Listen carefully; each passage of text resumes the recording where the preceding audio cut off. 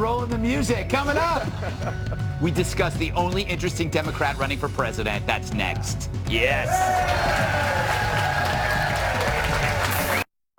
I had always heard stories about my great-grandfather, but family can only tell you so much about...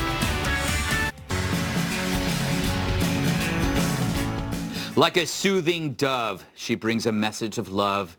You know Marianne Willimson, the one who says she's harnessing love to beat Trump in 2020? I'm going to harness love for political purposes.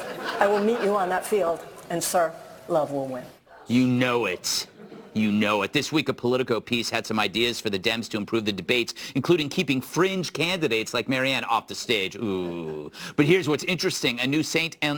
Anselm poll, my favorite, shows Marianne Williamson is ahead of Cory Booker and Kirsten Gillibrand in New Hampshire. So maybe that harnessing love crap works, and maybe it's working better than identity politics, which the left is so obsessed with. Here's what she told Dave Rubin about that. You know, I always say, I talk about the same thing, whether I'm talking to rich people, poor people, English-speaking people, Spanish-speaking people, gay people, straight people, Jewish people, Christian people, Muslim people. I'm talking to the American in all of us. That's what matters now. We need to have an American conversation. Oh, my God. She is making sense. She's harnessing me with love. Let's turn to our political correspondent, Chet Mansford, for analysis. Chet, what do you think?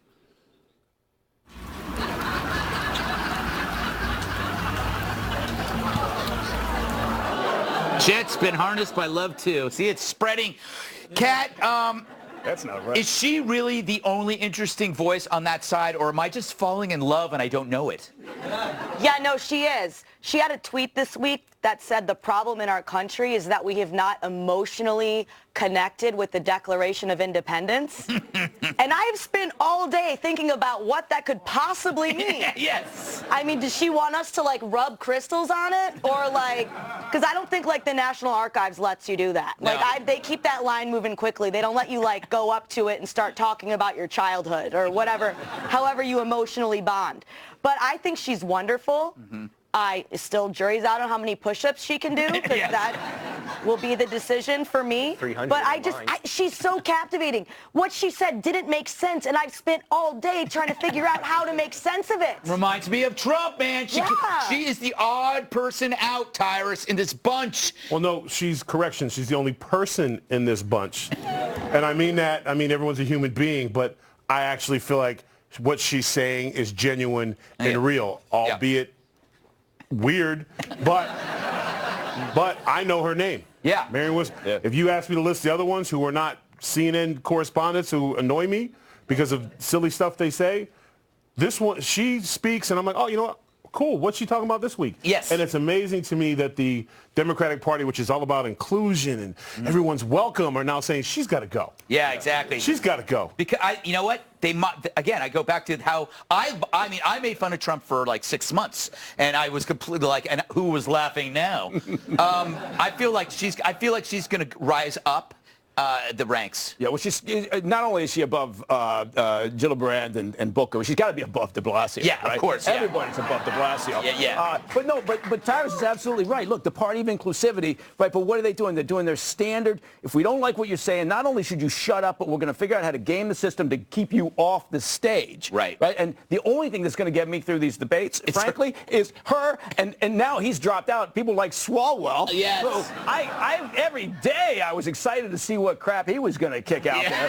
So, yeah, I say keep him in. I know. Yeah. All right, Stephen, you've been on the MW train since day one, so let it rip. Yeah. I love her. Yeah. I love her so much. I mean, you have the DNC writing her off, you have CNN, you have the media writing her off, and everyone's making fun of her, and everyone forgets that's exactly how we got the last president. Exactly. She said the most true thing in the last debate. You have Elizabeth Warren out there in the media. Warren's got a plan. I've got a plan to fix it. I got a plan for everything.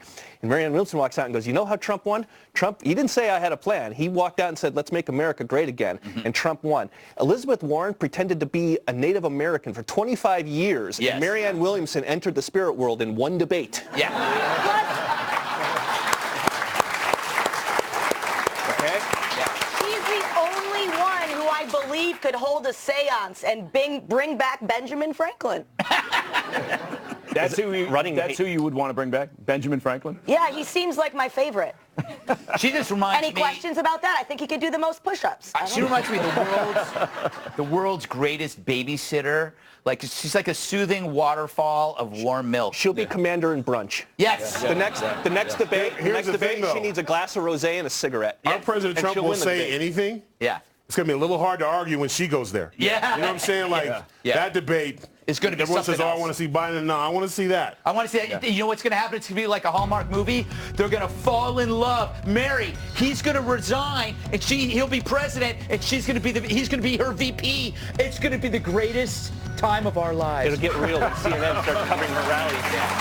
Scarlett Johansson on water. We got the pictures.